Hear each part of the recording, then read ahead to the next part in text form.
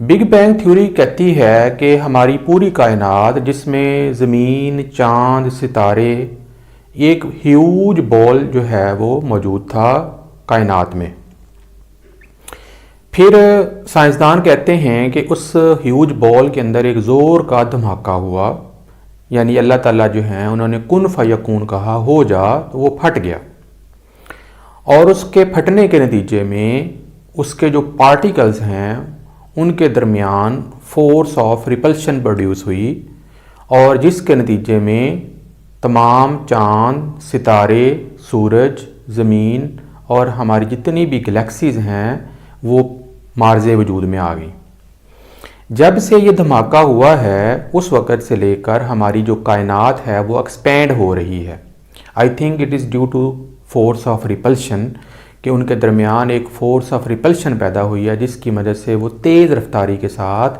ایک دوسرے سے دور بھاگی جا رہی ہے۔ اب ان پارٹیکلز میں سے جو اس بہت بڑے ہیوج بال میں سے ٹوٹے، ان میں سے ایک ہماری زمین ہے، ہماری ارتھ ہے۔ جب ہماری زمین کا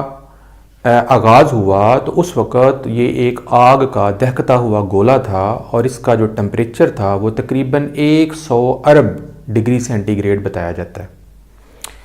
پھر اس کی کولنگ کا پروسیس جو ہے وہ سٹارٹ ہوا، اور 1 منٹ کے بعد ہماری جو زمین ہے یہ ٹھنڈی ہو گئی اور اس کا ٹمپریچر 10 ارب ڈگری سینٹی گریڈ رہ گیا۔ اس کے بعد کولنگ کا عمل جو ہے وہ جاری رہا، آہستہ آہستہ ہماری زمین جو ہے وہ ٹھنڈی ہوتی چلی گئی، اور اس کا ٹمپریچر آج ہماری سرفیس کے اوپر 270 ڈگری سیلسیس جو ہے وہ موجود ہے۔ جیسے ہی زمین کو ٹھنڈا کیا گیا اس کے بعد پھر اس کے اوپر بہت سارے ادوار آئے، اور ان مختلف ادوار کے اندر زمین کو رہنے کے قابل بنایا گیا۔